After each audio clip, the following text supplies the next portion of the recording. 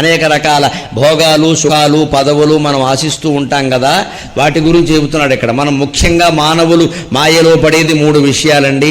ఒకటి స్త్రీ పురుష సంగమం, కామవాంఛ. రెండోది పదవి. మూడోది కోపం. మనం లొంగిపోయేది ఎక్కువ కోపం. అందుకే ఆ 3 చెప్పాడు. ఈ 3ంటికి అంతూ దరి లేదు. ఆలోచించండి. అమర స్త్రీల రమించినంజడదు మోహం వంతయున్, బ్రహ్మపట్టము సిద్ధించిన ఆశ తీరదు, నిరూఢ క్రోధము ఎల్లలోకములన్ మృంగిన మానదు, ఇందుగల సౌఖ్యం వల్ల నీ సేవ చేసి మహాపాతక వారి రాశి గడతున్ శ్రీకాళహస్తీశ్వరా.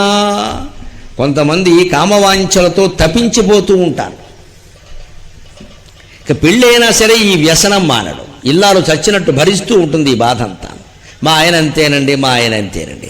అటువంటి వాళ్ళ కోసం చెబుతున్నా నేను. ఈ స్త్రీ కాదు, ఆ స్త్రీ కాదండి, దేవతా స్త్రీలు దిగి వచ్చినా ఈ సౌఖ్యానికి అంతు లేదు. రంభ దిగి వచ్చిందనుకోండి మన కోరిక తీర్చడానికి, ఆవిడ వెళ్ళిపోయిన తర్వాత ఏమనుకుంటా ఉంటే రంభ సరే కానీ ఊర్వశి సెపరేట్ అంటాడు వీడిక్కడ. ఇంకా తీరదు ఇది. దానికి మీకు విశ్వామిత్రుడే ఉదాహరణ. మా గోత్రం విశ్వామిత్ర గోత్రం. అయినా మహామనీషి గురించి నేను చెప్పాల్సిందే కదా. మంచి చెడ్డే. 10 ఏళ్ళు తపస్సు చేశాడు మహానుభావుడు. 10 ఏళ్ళు ఒంటికాల మీద నిలబడి తపస్సు చేశారండి. మేనక వచ్చింది, తలుపు వేశాడు. 10 ఏళ్ళు దీలే. ఏమనాలి ఇన్ని? ఇలాగే ఉంటుంది మన ప్రవృత్తి. విశ్వామిత్రుడు లొంగిపోయాడు, మనం లొంగమండి.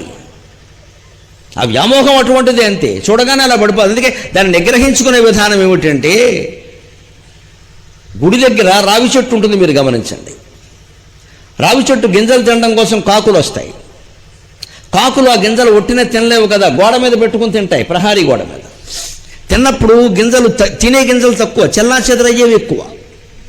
అనుకోకుండా గింజలు, రావి గింజలు చెల్లా చెదరై బేట్లో పడతాయి. గోడకు బేట్లు ఉంటాయిగా, ప్రహారీ గోడకు బేట్లు ఉంటాయి, అందులో పడతాయి.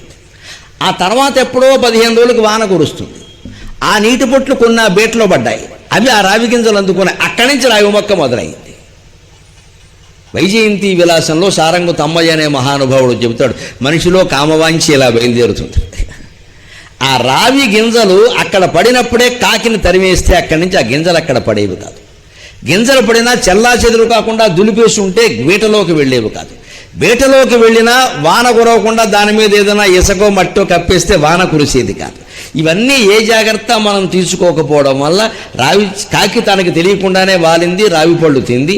అనుకోకుండానే గింజలు అక్కడ పడ్డాయి, గాలికి ఏవో చల్లా చెదరయ్యాయి. అవేవో అనుకోకుండా గాలికి బేటలో పడ్డాయి. అనుకోకుండా వాన కురిసింది. వానకి అవన్నీ మొలకెత్తి చివరికి ఆ రావి మొక్క ఏమైంది, గోడ చీల్చేసింది. మీరు గమనించండి. చిన్న విత్తనం అండి, చిన్న గింజ ఎంత పని చేసింది. అంటే ఈ కామబీజం కూడా రావి విత్తనం లాంటిదే. అది మనస్సులో పడేటప్పుడే తొలగించాలి, దాన్ని పెంచి పెద్ద చేయకూడదు. వెంటనే కామవాంఛ పోతుంది. ఇవాళ యువతుల్లో ఈ కామవాంఛలు విపరీతమై, పెద్దవాళ్లలో కూడా విపరీతమైపోయి అత్యాచారాలు ఎందుకు జరుగుతున్నాయంటే ఆలోచనలు అందరికీ వస్తాయమ్మా, మహానుభావులకు కూడా వస్తాయి. ఎవరు మినహాయింపు కాదు. జ్ఞానం ఉన్నవాడు ఆలోచన వెంటనే వదిలేస్తాడు. ఒక అందమైన అమ్మాయి కనపడింది అనుకోండి, ఎక్కడో పరాయి చోట, ఎక్కడో సభలోనో, మరో చోట గుళ్ళో గడితేనో, మరో చోట కనపడింది అనుకో, అజ్ఞానైన వాడు ఏం చేస్తాడు, అలా చూస్తూ ఉంటాడు. దేవుణ్ణి వదిలేసి ఆవిడని చూస్తూ ఉంటాడు. సరే, వాళ్ళు అనేక రకాలుగా ఉంటారు. మనకెందుకు లేని వెళ్ళిపోయేవాళ్ళు కొందరు, కేకలేసేవాళ్ళు కొందరు. వారు చూసినప్పుడు నేను పూజిస్తే తప్పే ఉంది అని పూజించేవారు కొందరు. ఇక్కడ ఎవరిని అనడానికి లేదండి. ఇవాళ ఆ పోజులతో పోయేది పూర్వం అయితే. ఇప్పుడు అలా కాదండి. వెంటనే వీడి దగ్గరికి వస్తాడు, నెంబర్ ప్లీజ్ అంటాడు. వెంటనే ఫోన్ నెంబర్ ఈ అని వీడి నెంబర్ ఇచ్చింది అనుకో, అయిపోయినట్టే జీవితం, ఈ అయిపోయినట్టే. ఇంకా అక్కడి నుంచి ఇంకా SMS లు, వేధింపులు, రకరకాల వీడియోలు మొదలవుతాయి. ఈ ఆలోచన ఎక్కడే వదిలేస్తే, ఇప్పుడు ఇంతమంది అందమైన వాళ్ళు నా ఎదురుగా ఉన్నారండి, రకరకాల మనుషులు ఉన్నారండి, నేను మొత్తం శివస్వరూపంగా భావించకుండా ఎవరికేసైనా కళ్ళల్లో కళ్ళు పెట్టి చూస్తే నా భార్యకు అన్యాయం చేసినట్టే కదా. అనుమానం ఏదైనా ఉందా?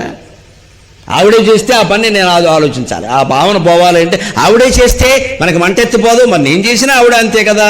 నేను నమ్మకంతో ఆవిడ ఇంటి దగ్గర వదిలొచ్చినట్టే, నన్ను నమ్మకంతో ఆవిడ ప్రవచనానికి పంపించింది కదా. నేను ఆవిడ దృష్టిలో రామచంద్రమూర్తిలాగే ఉండాలి కదా. ధర్మం ఎలా తప్పుతామండి? భార్యతో సాటి వస్తారా? ఎంత రంభైనా ఊర్వశైనా. ఈ పద్ధతిగా మనిషి ఆలోచిస్తే కామవాంఛలు ఉండవండి. అది అక్కడ వదిలేయాలి. మన వాళ్ళు ఏం చేస్తారు, దాన్ని కొంచెం పెంచుకుంటారు. చూస్తే తప్పే ఉంది, మాట్లాడితే తప్పే ఉంది, మెసేజ్ పంపిస్తే ఇంకా ఏం చేస్తే మాత్రం తప్పే ఉంది. ఇక్కడ బతుకు నాశనం అయితే మాత్రం తప్పే ఉంది. ఆ మొదటి దశలోనే దాన్ని వదిలేయాలి. ఆ రావి గింజలు Download Moj.